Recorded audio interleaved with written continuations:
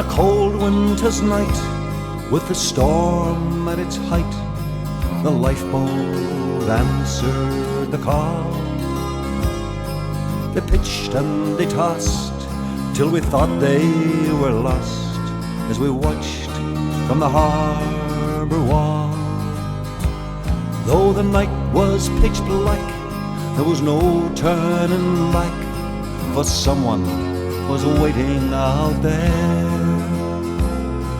And each volunteer had to live with his fear as they joined in a silent prayer. Carry us home, home, home from the sea. Angels of mercy, answer our plea. And carry us home, home, home from the sea. Carry us safely home from the sea.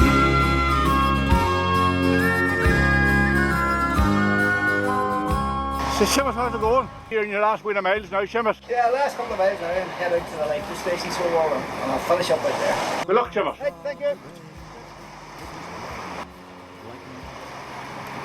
You done that walk yourself? 1980. Myself and Lawrence Kelly. That was after James and my brother done it. He did it a couple of years before. They're better organised than us. They had a good support. We had to lift the money ourselves along the road. The feet is the worst. No matter how much training you do, the feet will give up. I don't know what he's doing a day, but yeah, there were some days we were doing 40. Where is that a lot? From Oma to Buncrannon one day. Now we didn't do that every day. And the night we arrived down in Mizen Head, we arrived there 12 o'clock at night and we did 20 miles that night. Sure. Slept a couple of hours and started the next day. Yeah. But what he's doing there now is harder because it's more boring. Yeah. You know, and to be honest, it's a tough wee boy taking it on. And there's nobody off him. No. And you go out and you're seeing a point and this we yeah. go to. Yeah. You know, yeah. Oh, he's doing the mileage. It wouldn't be as boring. Well, I hope he does well in his collection at RNLI because I was a member of it myself. It's a very good cause. Every cause is good. Well done, Seamus. Okay, Patrick. Good luck. What do you think of this man doing the walk? Oh, I think it's brilliant. Just saw him on the beach there. Just congratulated him. Good man. Yeah, it's quite. Good cause. It is. Very good cause. See ya.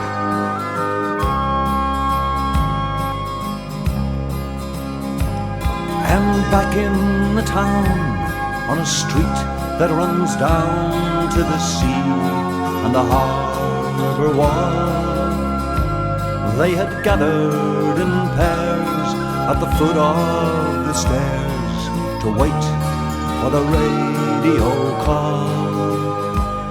And just before dawn, when all hope was gone, came a hush and a faraway sound.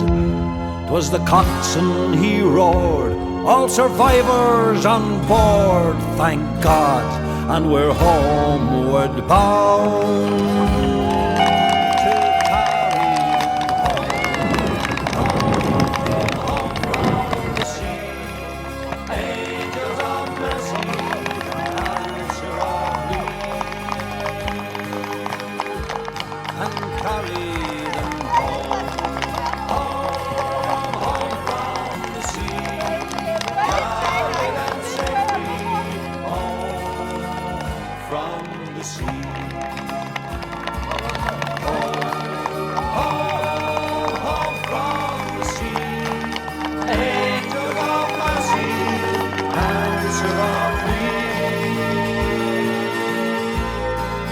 Carry them home, home, home from the sea.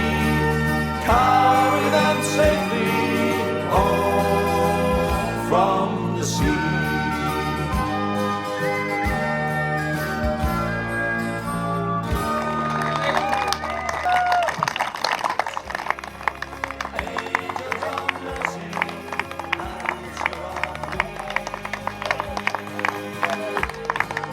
Carry them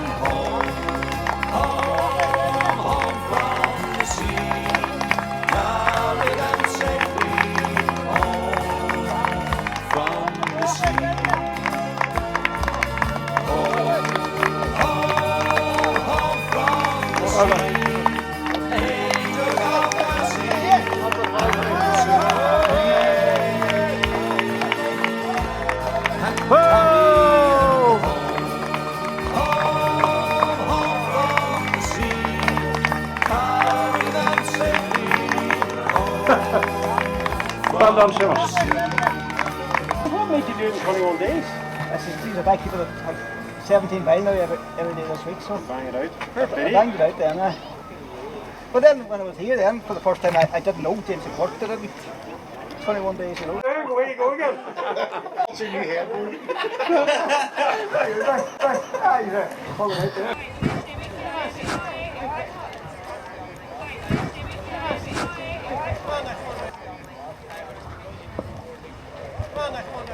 There's a wee donation, Seamus, on behalf of the point swimmers who are swimming in your backyard here. Yeah. So there's 500 plus there on behalf of the point swimmers. Well done on your work. Thanks very much, folks. Appreciate that. Well done. Thanks very much. There's a few more extra than was back there. We got a few extra today again here. Thanks very much, folks. Well done. Appreciate that.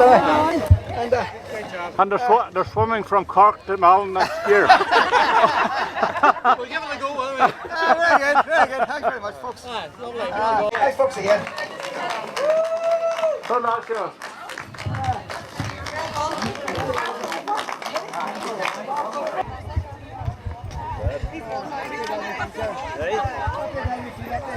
You have a few miles still to do at this stage.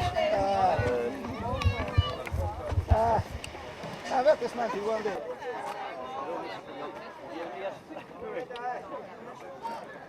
We were in the Swansea Paul at the time, and it was proposed to, or James had the idea of walking from Mizen to Malin to raise funds to build houses for these young married couples. As it turned out, that was very successful, and the houses out in Villas are still occupied to the present day. Danny and Jamesy, they were the walkers. Andy McCracken, Don Clines, Benny Barber. And there was kind of a subcommittee set up, first of all. Charlie Armour, God rest him, and Paddy McElhinney, yourself. Yeah. Was Gloria Cloherty. Cloherty was in us. So there were and I remember that Wooly Grant of the pub, Wooly West End, he travelled up and kind of prepared the route beforehand. Yeah, that's right. And organised all the various conferences along the way. If St Vincent de Paul would be there to support us when we arrived, and made a great job of it. James Burke, God rest James. I remember him organising the caravan on the day we left, and when we opened the door, we had about 6 frying pans and a dozen pots and pans and different things. Far too many utensils, but I think they might have been all donated by different, probably businesses around the town. We had an office in the Market Square in Atlantic, so that was the nerve centre of the operation. And then there was a map erected in the Market Square. And so every day the map was lit up at what point the boys made it every day. Terry Tesson, he painted the map in the Market Square. So it was a great occasion, is right. A great The occasion. whole community was involved in one way or another. Exactly. Yeah, it was very well organised and supported, at the time. It probably was certainly one of the first ever organised tier walks from Mizen Head to Malin Head. Kind of Donegal or Nishon. I don't know if people did it before, but I'm sure possibly people from other parts of the country may have done it, But it was a first for us, anyway. You worked in Barnes Garage at the time, Dan? I did. Bernard organised Fiat Ireland to sponsor a car. Fruit of the Loom, I think they sponsored. It was McCarthy's factory at the time, yeah. Everything was sponsored anyway. Mickey Dorn, God rest him, the builder. Yeah. He done up the caravan, put up the placards, built a whole kind of setup around the caravan. Speakers on the car, speakers for Andy. So it was well organised at the time, all right, He was on his own. It's a different thing, isn't it? It can be very hard a lonesome thing. I often thought about that with Seamus doing it, and it might have been an idea to get people to walk with him, but probably he felt he was okay on his own. But it was tough to get up there every morning, and even doing the same route I thought might be a bit laborious, but he did it. Fair play to him. It's an amazing achievement. Euphoria of the people walking with them, collecting money and one thing or another. Where Seamus, of course, he had support. but he was on his own during the day, so fair play to him, he's done a great job. Seamus walked 354 miles and did it all around the local area here within his 5k. So it must have been a bit boring at times for him, you know, just the same walk every day kind of thing. But whereas whenever we were walking, it was new ground every day. And as you said, you know, there's lots of people with us collecting money and stuff like that, and we were meeting St Vincent de Paul, conferences and people every evening, you know. So there was more buzz about, and it kept us going. But it was a tough one for Seamus, but he should be very proud of what he achieved, and a great cause as well, the RNLI. Okay, boys. So I'm sure he'll be glad to see them. A good hot bath this evening. Well, this was Seamus Mc Daid's own idea, and it really follows on the footsteps, as it says in the sign there, of his uncle James Quirk, who decided to do this walk back in 1978. And in those days, Jamesy was able to do the full walk directly from Mizen to Malin, along with a very good backup team that they had. And their idea back in that year was to raise some money for St Vincent de Paul to build some, what would now be called social housing for people who needed it in Buncrana.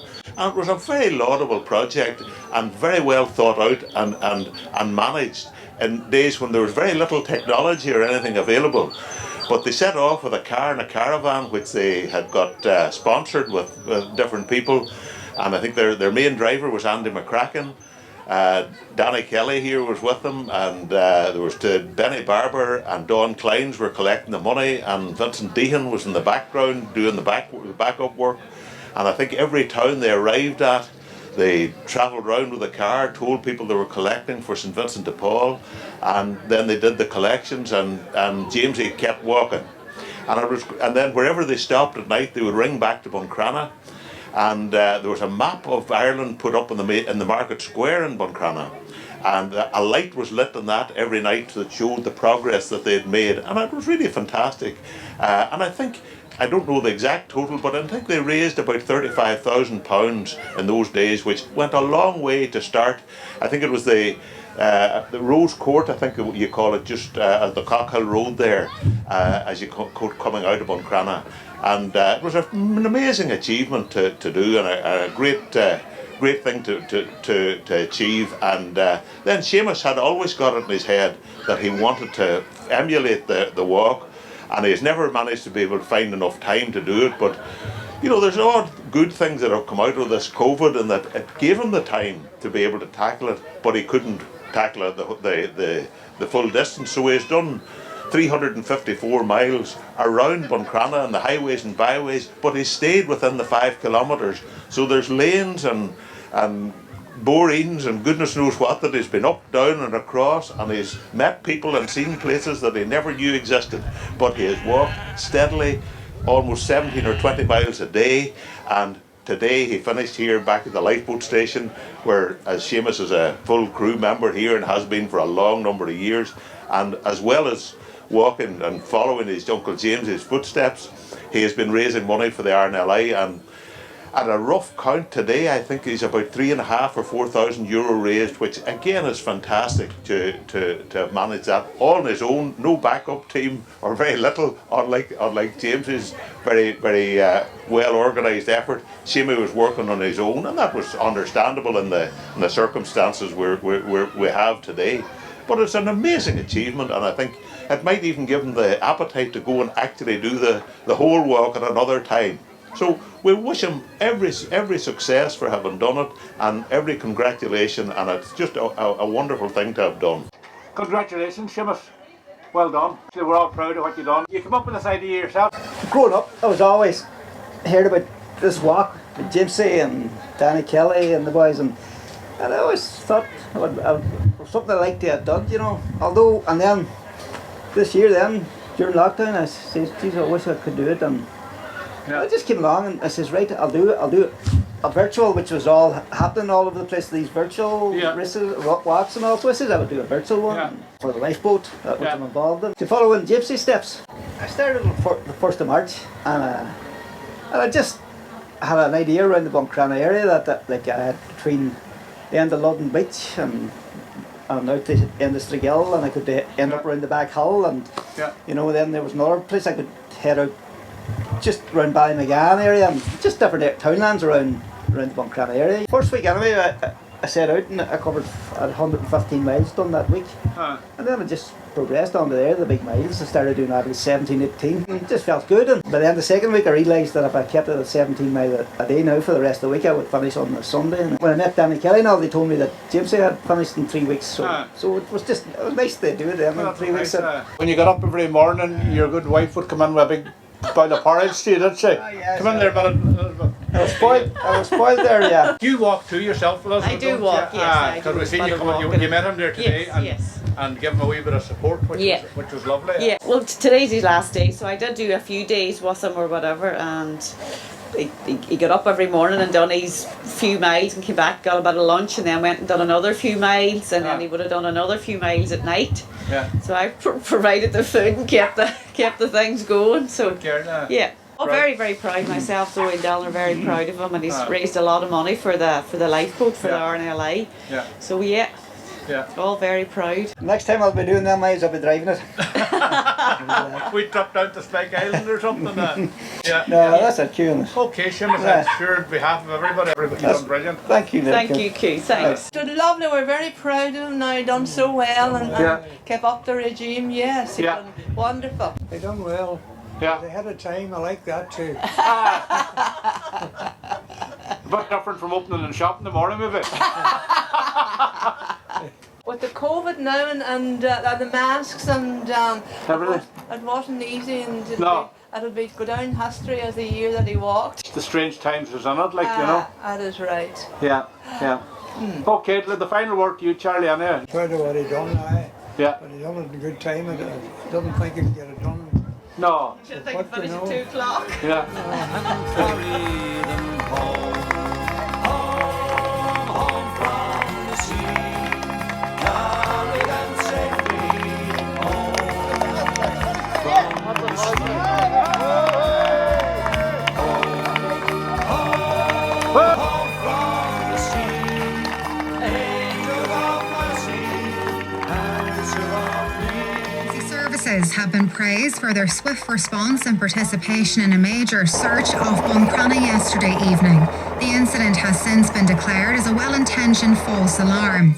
2 RNLI lifeboats, the Rescue 118 helicopter and the local Gardaí were tasked at the scene. However, after a couple of hours, the search was stood down when it was determined that there was no further cause for concern. It's believed that a member of the public thought a group of kayakers were in difficulty, but it later emerged they had safely made it to shore. Local councillor Jack Murray has been paying tribute to all those involved. I think it's very reassuring that emergency services responded so quickly, albeit to a false alarm, because it shows just the professionalism and dedication of the members of those emergency services that leave no stone unturned if it is the case that they'll get up and they'll look for whoever it is that may need to be found. So I think it's very, very reassuring, and again, full credit to everybody involved in the operation last night. So thank God all ended well. Somebody in Buncrana Pier heard people crawling out in the water, but there was 4 people out in kayak. And they were all fine, but the person thought that there was somebody in bother. Right. But no, everything was good.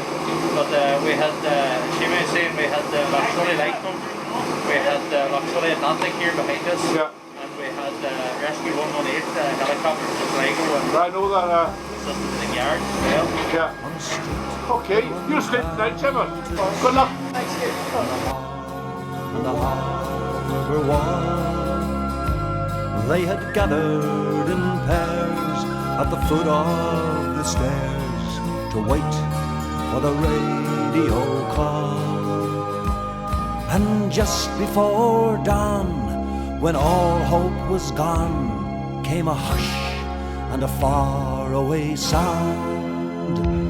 'Twas the coxswain, he roared, all survivors on board, thank God, and we're homeward bound to carry them home. Home from the sea, angels of mercy, answer our plea, and carry them home. Home from the sea, carry them safely home from the sea.